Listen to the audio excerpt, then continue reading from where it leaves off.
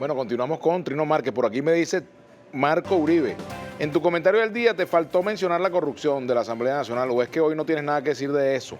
Me gustaría también tu análisis sobre el impacto que estas denuncias que hay sobre diputados que supuestamente favorecieron a empresarios vinculados a hechos de corrupción, el impacto que esto pueda tener. Sí, yo creo que es muy reducido porque este es un fenómeno básicamente de las redes y de Twitter especialmente. Pero lo que quiero destacar más es que la respuesta de Juan Guaidó y el equipo que lo acompaña fue, creo que la que debía producirse. No hubo solidaridad mecánica, no hubo ningún tipo de encubrimiento y creo que se procedió de la manera adecuada. Se suspendió, se abrió una averiguación y se está en proceso de esclarecer esos hechos, que es la respuesta que hay que producir, porque lo peor que nos puede ocurrir a nosotros es que la dirigencia política opositora se identifique con hechos de corrupción, con hechos turbios. Así es que me parece que desde el punto de vista de cómo va a afectar, me parece que el grado de lesión que provoca en la oposición es muy pequeño. Lo que más está lesionando a la oposición son las intrigas internas, los desacuerdos, las deslealtades que se están produciendo internamente y esta confusión de enemigos que tiene un sector de la oposición, para la cual el enemigo fundamental es Guaidó y es el equipo que lo acompaña. ¿No será que todos tienen una confusión con respecto a quién es el enemigo? Porque ataques van de aquí para allá, de allá para acá. Por ejemplo, han sido atacados los que están en la mesa. Los radicales atacan a Guaidó, pero también atacan a los que están en la mesa. Los de la mesa atacan a Guaidó, pero también atacan a los radicales.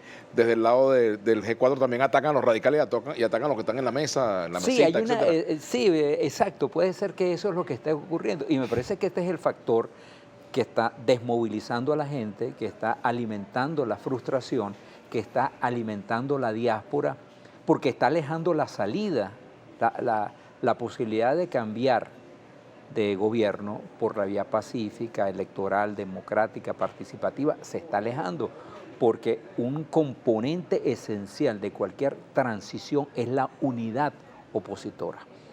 Y esta pelea interna, intestina, a veces tan ácida y tan irracional que nosotros vemos, yo creo que también de ambos lados, pero fundamentalmente de los sectores más extremistas, que son los que tú puedes ver a través de las redes y a través de otros medios, que atacan con una hazaña a Guaidó, especialmente a Guaidó, de manera que me parece absolutamente inconveniente. Cuando tú tienes un gobierno que está produciendo una verdadera tragedia nacional, un gobierno que está haciendo que los pobres sean cada vez más pobres y cada vez más los pobres. ¿Ah? Dos cosas, hay cada vez más pobres en el país y los pobres están en peores situaciones. Está permitiendo que los servicios públicos se deterioren de la manera como se están deteriorando, por ejemplo, en Caracas. Entrar al metro de Caracas es una verdadera odisea, es un calvario. Ir a un hospital, enviar los niños a las escuelas, transitar por las calles de Caracas. No te digo las calles y las rutas del interior que están devastadas. Hacer cualquier trámite público, esto que se ha producido recientemente con el incremento voraz del costo de la renovación de un pasaporte, todo lo que está pasando con la electricidad y con la gasolina, no solamente en Caracas, sino especialmente en el interior del país. Bueno, esos son los grandes problemas. Si tú te quieres conectar con la gente, tienes que conectarte a partir de la vida cotidiana de la gente. Y resulta que un sector de la oposición se olvida de los problemas y convierte al otro, al que está al lado, en su adversario más importante. Y esto lo que está creando es una inmensa frustración, Vladimir. La gente ve cómo se aleja la posibilidad de lograr un cambio. ¿El gobierno ganó esta pelea con la oposición? Pues hasta ahora la está ganando. Es muy lamentable decirlo, sin tener ningún mérito, porque este es el gobierno peor evaluado. Maduro aparece en todas las encuestas con más de 80% de rechazo. Maduro pierde con cualquier candidato. Si las elecciones, unas elecciones hipotéticas de presidenciales fueran hoy, perdería con cualquier candidato. El gobierno aparece en las encuestas como el principal responsable de la tragedia nacional. Lo que está ocurriendo con los servicios públicos, con la electricidad, con el agua, con la salud pública. Ya no hay dudas, no es que la tesis del sabotaje de la oposición no prosperó, la tesis del bloqueo internacional, aunque ha ganado algunos adeptos, no tiene una importancia fundamental en las explicaciones. Ahora aparece para la inmensa mayoría del país Nicolás Maduro y el gobierno que preside como el principal responsable de la tragedia nacional. Y es allí donde debería enfocarse la oposición, en tratar de ofrecerle a esa gente que sufre tanto, a esos millones de pobres que ven cómo se les derrite el salario en sus bolsillos, cómo tienen que salir corriendo a buscar $1 o $2, ofrecerles una alternativa a esa masa que está desorientada y arruinada. Ese debería ser, desde mi punto de vista, el verdadero reto de la oposición. La participación en las elecciones parlamentarias del año que viene, ese es otro tema que divide a la oposición. A simple vista, ¿cuál sería tu recomendación en ese sentido para la oposición? Yo creo que en las elecciones parlamentarias habría que participar, pero creo que hay una condición mínima que hay que exigir, que es el cambio del Consejo Nacional Electoral. Manejo las siguientes cifras, Vladimir.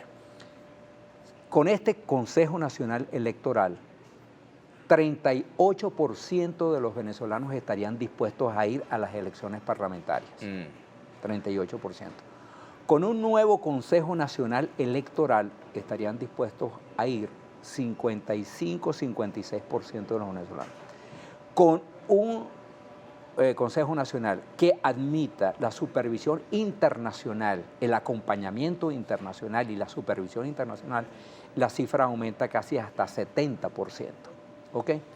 ¿Qué ocurriría? Con este Consejo Nacional Electoral, ¿quiénes irían a votar? El chavismo. El chavismo tiene un lecho rocoso, un lecho duro de más o menos 25 o 28%. Apenas 10% sería insuficiente para obtener una mayoría apreciable en la Asamblea Nacional. Así que yo creo que hay que ir, pero hay que luchar por un nuevo Consejo Nacional Electoral que le brinde confianza al electorado, que se convierta en una referencia y que haga pensar que es posible recuperar el voto como el instrumento fundamental de lucha democrática del país. Si no, lo pensaría mucho más. De verdad creo que, porque el gobierno va a jugar a la idea de crear la sensación de que se va a nombrar un Consejo Nacional Electoral y probablemente termine en el Tribunal Supremo de Justicia. Y esto creo que sería muy dañino y esto tendría que hacer repensar la estrategia de la oposición. José Goro Zamora, saludos, Trino Márquez Laguna. Es muy fácil decir que lo que hizo el gobierno fue una ejecución extrajudicial contra Oscar Pérez. ¿Cómo enfrentar a un terrorista que se roba un helicóptero y lanza granadas al TCJ donde había niños? Dice. Bueno, creo que no había niños ahí, ¿no? Pero en todo caso creo que son dos temas distintos. Sí, una totalmente. cosa es avalar lo que haga una persona y otra cosa es avalar la manera como es, entre comillas, reducido. Son dos temas de naturaleza distinta. Se supone que la Constitución garantiza el derecho a la vida por encima de cualquier cosa, ¿no? Y se supone que una persona, si cometió un delito, debe ser capturado con vida para ser enjuiciado. Ahora, nada puede justificar una ejecución extrajudicial en ninguna circunstancia, salvo que haya un enfrentamiento probado, que es lo que se está poniendo en tela de juicio con lo que se está publicando en medios internacionales. Ese es mi punto de vista, Trino. Bueno, lamentablemente tenemos que despedirnos, Trino. Te agradezco mucho que nos hayas acompañado. Una reflexión final por el día de hoy. Mira, yo rescato lo de los derechos humanos. Una visión amplia de los derechos humanos es el respeto a la vida y el respeto a las condiciones y a la calidad de vida. No, me están diciendo que todavía nos queda una parte del programa. Vamos a hacer la pausa y ya venimos, Trino. Mejor. Había captado una señal equivocada, me están haciendo así. Pero ya venimos. Venimos con Trino Márquez. Trino Márquez a la una, nuestra etiqueta.